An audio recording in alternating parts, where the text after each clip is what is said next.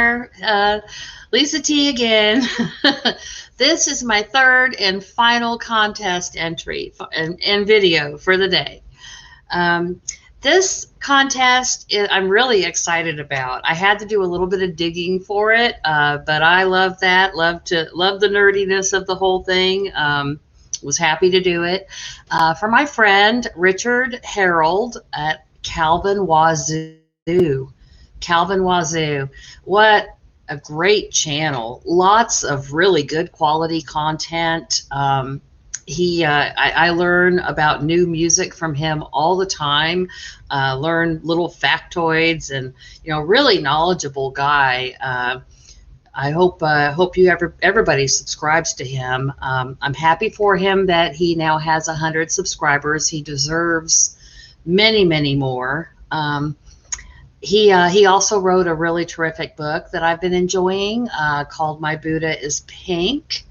And I will put a link to that book in the description of this video, as well as a link to his contest videos so that you can go subscribe to his channel and hopefully, hop on the train, make your own video. Lots of fun. So he has 10 questions here. And let's see, I have my little cheat sheet because I can't just remember them off the top of my head. His first question is, identify the source of the tagline that he uses at the end of his videos. I love this. It's probably one of the best lyrics ever written, in my opinion. And I know I'm going to mess this up. I mess up the names and words of everything. So, but it's something. It's pray for the people inside your head, for they won't be there when you're dead. Is it the people or the voices? Don't remember which, but anyway, the answer is Johnny Flynn. Johnny Flynn, great artist. If you like Dropkick Murphys, Pogues, that kind of, you'll love him. The song is Tickle Me Pink. Has a great bass line in it, by the way. I would love to learn that bass line. From the album Alarum or Alarum? Alarum. Anyway. So Johnny Flynn, Tickle Me Pink from Alarum. Is the song and artist and album. So the second question is to show an album that has a connection to Frank Zappa that isn't a Frank Zappa album. Like somebody that Frank worked with, and I had to stretch it a little bit in order to find something in my collection that is kind of a first degree of separation situation. So in 1977 and 78, Adrian Belew of King Crimson, of course, played guitar for Frank Zappa. And Adrian Belew also played guitar on the debut Tom Tom Club album. You guys probably know the song Genius of Love, and maybe Wording Wrapping Hood as well. I have this reissue. It has a pretty cool like yellow and orange vinyl. So yeah, Adrian Belew, and also and this is even looser. So Zappa's album Uncle Meat had Rodney Bingenheimer, DJ for KROQ, K-Rock, out of Southern California, Pasadena. Rodney Bingenheimer did the voice on the 1987 expanded version of Uncle Meat, and this is an album, Rodney on the Rock, that is just a compilation of songs that were, curated by Rodney Bingenheimer. He did several of these albums, I love, they're all awesome. It's like having your coolest friend make you a mixtape, you know? So I know I've showed this on my channel recently, but I'm still so excited about finally having it in my collection again that, you know, I'll relish every opportunity to show it again. So those are my kind of vaguely, you know, connected to Frank Zappa showings. The third one is a band or artist from the city that I live in. And, you know, being from Dayton, Ohio, or not from, but I'm living here now, have been for 10 years. There are a lot of bands to choose from. Dayton is a huge funk city. There's lots and lots and lots of bands. And then, you know, a lot of alternative bands hail from here as well, like Guided by Voices. But, you know, I decided to show Ohio Players. Love them. Love them. Love, love. It was sideways, sorry. This is the album. Gold has a Love Roller Coaster on it. Okay, I need to kind of pick up the pace a little bit if I want to get done before all of my cats and dogs start screaming for their dinner. Okay. An LP or a CD by an artist that I've met, and I just told this story on my live stream yesterday, so I won't tell the whole story, but I got to meet Roberta Flack. Very nice lady.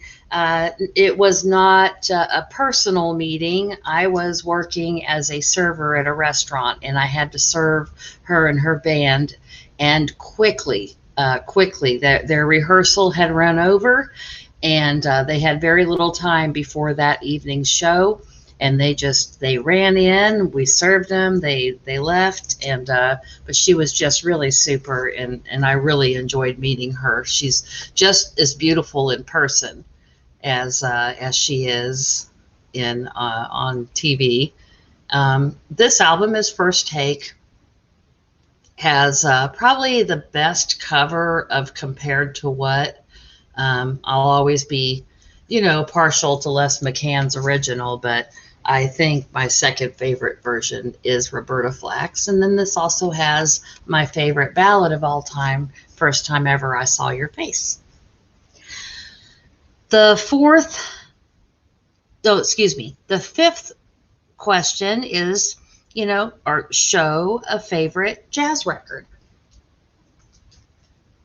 I have here Wine Light by Grover Washington Jr. has just the two of us on it. Wine Light, In the Name of Love, Take Me There. It's a beautiful record. It is, you know, it won a lot of Grammys. It's also, I guess, considered jazz fusion. So just for the sake of making sure that I stay, you know, within the, you know, that I follow all the rules, because he's given away a really cool Frank Zappa album, and I don't have any Frank Zappa in my collection. So here is, I just picked this up for seriously less than $15. It was $14 and change on spinmeroundstore.com. I don't think they have any more of them. I can't remember who told me about it. Somebody here in the vinyl community told me about this, and I went and swiped it up immediately. Wonderful album by John Coltrane, Blue Train. You know, Blue Note 1577. Really nice 180-gram vinyl. Beautiful record. Okay, a favorite female vocalist or singer-songwriter. Here's somebody I just showed on my latest episode of Bass to Bass with Glenn Kellaway and I. It won't be uploaded until this weekend, but just wanted to go ahead and show it again because I love her. She's got terrific vocal skills. I mean, she's just amazing. Yola. Yola is from the UK. She is now here in the States, in Nashville.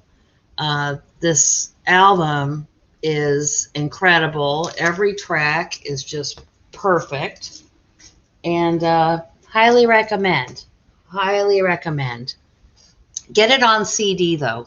Get it on CD. She does a great cover of Goodbye Yellow Brick Road that is not on the vinyl edition. So, yeah, highly recommend it. Get it on CD or stream on Spotify.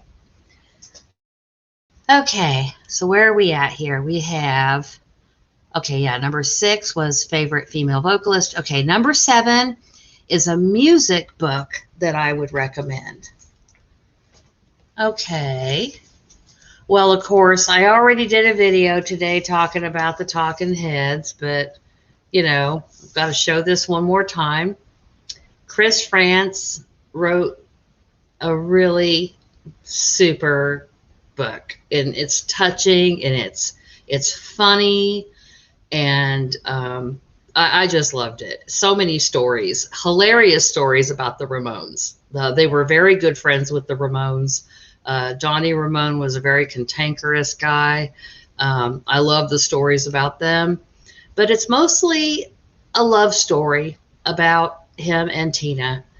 They've been together since, I think, 74, got married in 77. So still together and happy as ever. So love that. And, you know, but I want to show one other book.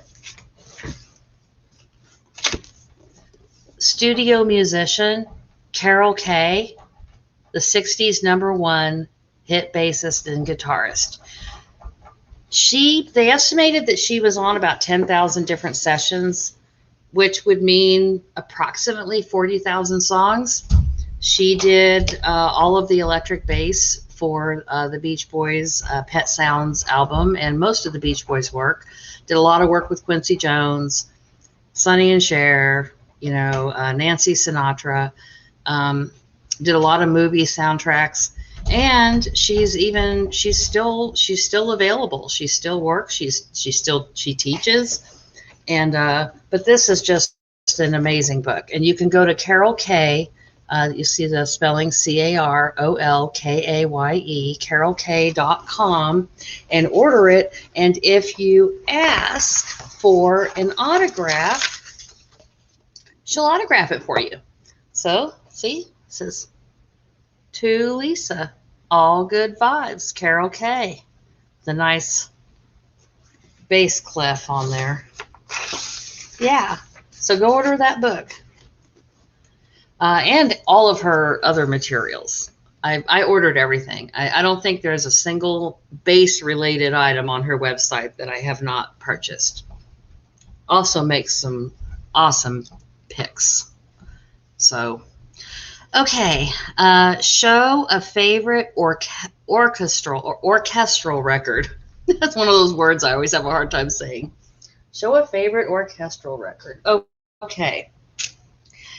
A little bit chewed up, but I love it. This was in my grandpa's collection, and I listened to it, and actually I put it on when I want my dogs to go to sleep. This is my basement, and so I come down here to work and do my schoolwork. I went back to school later in life, so I'm doing that, and I also work from home, and then also my turntable, and pretty much this is just my level of the house for me to, you know, just do all my stuff that I do. And the dogs like to come down here with me, but sometimes they're a little bit active, and I'll put this record on and they fall right to sleep every time. So it's beautiful. It has a really beautiful version of Summertime. It's the first track. Love it. Cracks and pops a little bit. I want to update, get a new copy, but okay, so what's next? The next thing is recent blind buy, something that I bought just based on the cover. Okay, well, I bought a few like that at the thrift store that ended up being terrible, but this was one that I do not regret. I was watching a video, Rachel's Records. Really, really enjoyable to watch. Young girl from Michigan. She just goes record shopping and she shows herself flipping through the records and makes very short videos, which I appreciate.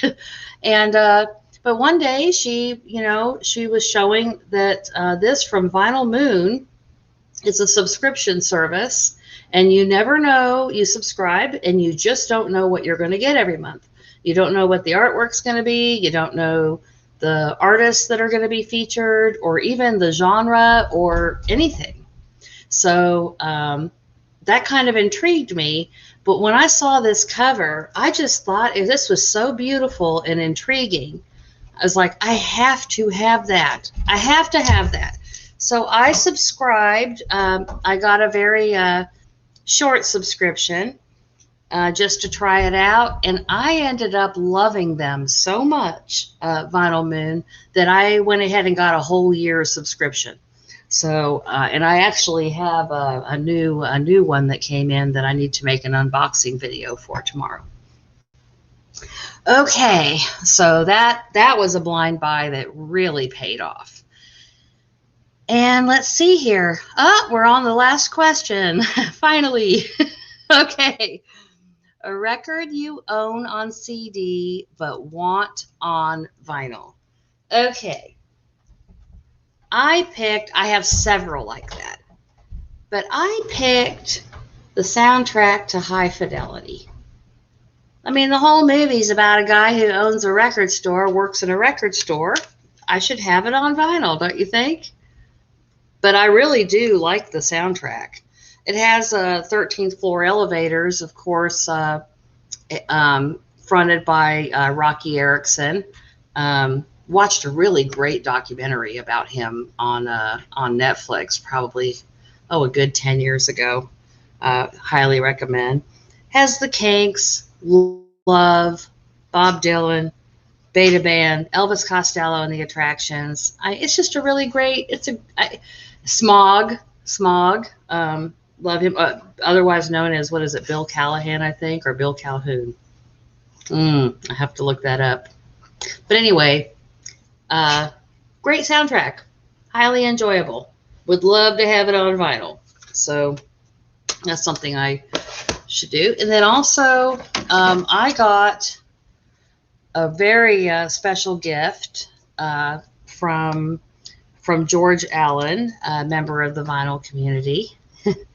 And he sent me on CD, he sent me Natalie Cole, Unforgettable. Now, I love that I have it on CD because I can listen to it in the car, and it's such a beautiful CD, and really enjoy it. But I'm collecting Nat King Cole on vinyl, so I kind of would like to have that in the collection as well. So that would be kind of cool. So those are my 10 questions. Thank you so much, Richard Harold, aka Calvinwazoo. So glad that I made your acquaintance in this wonderful community, and congratulations on 100 subscribers. You deserve 100 times that many, and I hope that this is a successful contest for you. Okay, so make sure you check the description, everybody, for all the links. Okay, love you. Bye-bye.